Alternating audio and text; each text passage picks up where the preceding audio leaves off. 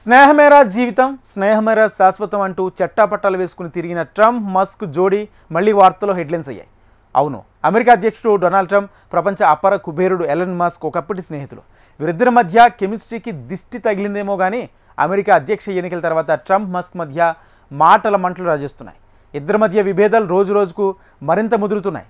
తాజాగా పరస్పరం బహిరంగంగానే తీవ్రస్థాయిలో పదునైన మాటలు తోటాలు ఎక్కుపెట్టుకుంటున్నారు. ఇంతకీ వీరి మధ్య పెడచూపిన బద్ధవైరం ఎందుకు? ఎంతో అన్యోన్యంగా ఉండే ఇద్దరు స్నేహితుల మధ్య భేదాభిప్రాయాలు ఎందుకు వచ్చాయి? Watch the story. Trump Musk మధ్య ఎగిసిపడుతున్న విభేదాలు.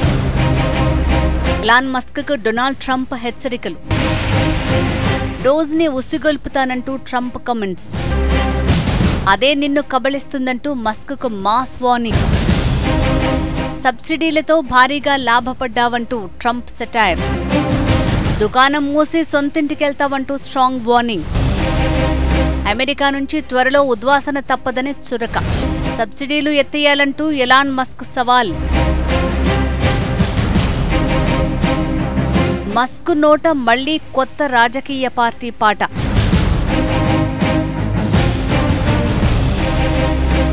బిగ్ బిల్లుపై ట్రంప్ మస్క్ మధ్య మళ్లీ వాగ్యుద్ధం. ఒకప్పటి స్నేహితులు అమెరికా అధ్యక్షుడు ట్రంప్, ప్రపంచ కుబేరుడు ఎలాన్ మస్క్ మధ్య విభేదాలు రోజురోజుకు ముదురుతున్నాయి.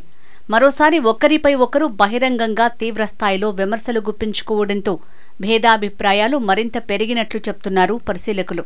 బిగ్ బ్యూటిఫుల్ బిల్ని ఎలాన్ మస్క్ విమర్శించడంపై అమెరికా అధ్యక్షుడు ట్రంప్ ఘాటుగా హెచ్చరించారు. దుకాణం సర్దేసుకుని దక్షిణాఫ్రికా వెళ్లిపోతావు జాగ్రత్త అంటూ తీవ్రంగా వ్యాఖ్యలు చేశారు.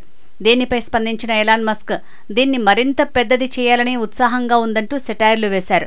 కానీ ప్రస్తుతం ఏమీ చేయదలుచుకోలేదంటూ ఎక్స్లో పోస్టు పెట్టి వెనక్కి తగ్గారు. ట్రంప్ ఎలాన్ మస్క్ మధ్య మళ్లీ వివాదం రాజుకుంది.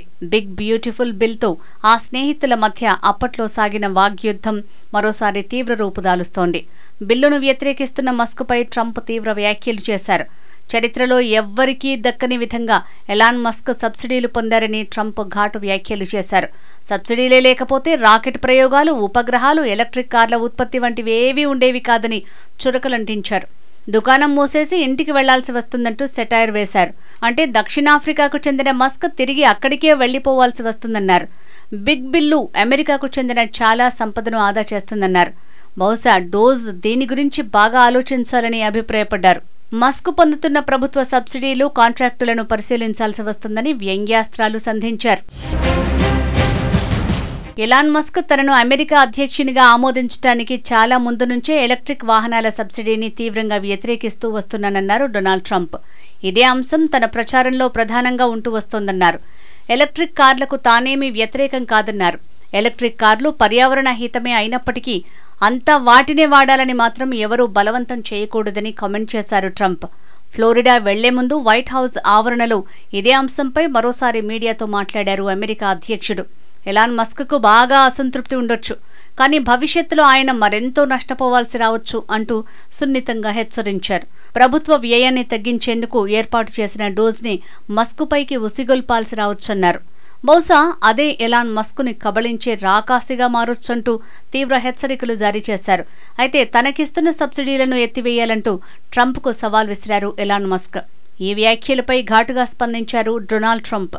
మస్క్ని అమెరికా నుంచి తిప్పి పంపించే యోచన ఉందా అని డొనాల్డ్ ట్రంప్ని మీడియా ప్రశ్నించింది. ఆ విషయం తనకు తెలియదని, కానీ దానిపై ఫోకస్ పెట్టాల్సి ఉందని ట్రంప్ చెప్పుకొచ్చారు. ట్రంప్ వ్యాఖ్యలపై అదే స్థాయిలో విరుచుకుపడ్డారు ఎలాన్ మస్క్. డోజ్కు ఇటీవలి దాకా ఎలాన్ మస్కే సారథ్యం వహించారు. 1971లో దక్షిణాఫ్రికాలోని ప్రిటోరియాలో జన్మించిన ఎలాన్ మస్క్ అమెరికాలో ఏళ్ల తరబడి నివసించిన అనంతరం 2002లో ఆ దేశ పౌరసత్వం పొందారు. ఈ క్రమంలో బిగ్ బ్యూటిఫుల్ బిల్పై ఎలాన్ మస్క్ నెల రోజులుగా డొనాల్డ్ ట్రంప్తో విభేదిస్తున్న విషయం తెలిసిందే.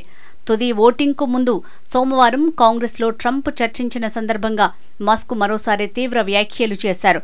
దాన్ని రుణ బానిసత్వపు బిల్లుగా అభివర్ణించారు. ఈ బిల్లుతో జాతీయ రుణం మరో 3 లక్షల కోట్ల డాలర్లకు పైగా పెరుగుతుందని అభిప్రాయపడ్డారు. ఈ నేపథ్యంలో నిజంగా ప్రజల గురించి ఆలోచించే కొత్త రాజకీయ పార్టీని ఏర్పాటు చేయడానికి బహుశా సమయం ఆసన్నమైందంటూ ఆసక్తికర వ్యాఖ్యలు చేశారు ఎలాన్ మస్క్. బిల్లును విమర్శించడంతోనే ఆగలేదు Elon Musk. House freedom caucus chairman ప్రతినిధి ఆండీ హ్యారిస్తో సహా ప్రముఖ రిపబ్లికన్ చట్టసభ సభ్యులపైన విమర్శలు గుప్పించారు. చరిత్రలో అతిపెద్ద రుణ పరిమితి పెరుగుదలతో రుణ బానిసత్వ బిల్లుకు మీరు ఓటు వేసి మిమ్మల్ని మీరు ఫ్రీడమ్ కాకస్ అని ఎలా పిలుచుకుంటారంటూ సూటిగా ప్రశ్నించారు. ప్రభుత్వ ఖర్చులను తగ్గించాలంటూ మొన్నటిదాకా ప్రచారం చేసి ఇప్పుడిలా దేశ చరిత్రలోనే అతిపెద్ద రుణ పెరుగుదల బిల్లుకు ఓటేసిన ప్రతి కాంగ్రెస్ సభ్యుడు సిగ్గుతో తలదించుకోవాలని కామెంట్ చేశారు. ఎక్స్లో మస్క్ పెట్టిన ఈ పోస్టును ఏకంగా 2.6 కోట్ల మందికి పైగా చూడటం విశేషం. బిల్లు ఆమోదం పొందితే కొత్త పార్టీ పెడతానంటూ ఆ తర్వాత కొద్ది గంటలకి మస్క్ మరో పోస్టు పెట్టారు. ఈ పిచ్చి బిల్లు రిపబ్లికన్ పార్టీకి ఆత్మహత్య సదృశ్యమే అవుతుందని అభిప్రాయపడ్డారు. ఒకవేళ ఆ బిల్లు ఆమోదం పొందితే ఆ మర్నాడే అమెరికా పార్టీ ఏర్పడుతుందన్నారు. డెమోక్రాట్ రిపబ్లికన్ పార్టీలకు ప్రత్యామ్నాయం ఇప్పుడు దేశానికి ఎంతో అవసరం ఉందని చెప్పుకొచ్చారు ఎలాన్ మస్క్. కొత్తగా ఏర్పడబోయే పార్టీ ప్రజల పక్షాన ఉంటుందని చెప్పుకొచ్చారు. ఈ రెండో పోస్టును ఏకంగా 3.2 కోట్ల మంది చూశారు. ఇదిలా ఉంటే ఇప్పటికే ప్రతినిధుల సభ ఆమోదం పొందిన బిగ్ బిల్లుపై 3 రోజులుగా సెనెట్లో తీవ్రస్థాయి చర్చ జరుగుతోంది. మంగళవారం ఇది ఆమోదం పొందింది. దీంతో విద్యుత్ వాహనాలకు ప్రస్తుతం అందుతున్న భారీ సబ్సిడీలు పూర్తిగా అటకెక్కుతాయి. ఈ క్రమంలో ప్రభుత్వం నుంచి భారీ కాంట్రాక్టులు, సబ్సిడీలు పొందుతున్న మస్క్ ఎలక్ట్రిక్ కార్ల కంపెనీ టెస్లా, అంతరిక్ష ప్రయోగాల సంస్థ స్పేస్ ఎక్స్ కి ఈ బిల్లు శరాఘాతమే అని చెప్పాలి. చరిత్రలో ఎవరూ పొందనంతగా సబ్సిడీలు మస్క్ పొందుతున్నారని ట్రంప్ కామెంట్ చేయగా, దమ్ముంటే సబ్సిడీలు ఆపేయాలని మస్క్ సవాల్ చేయటం ఎటు దారి తీస్తుందో చూడాలి మరి.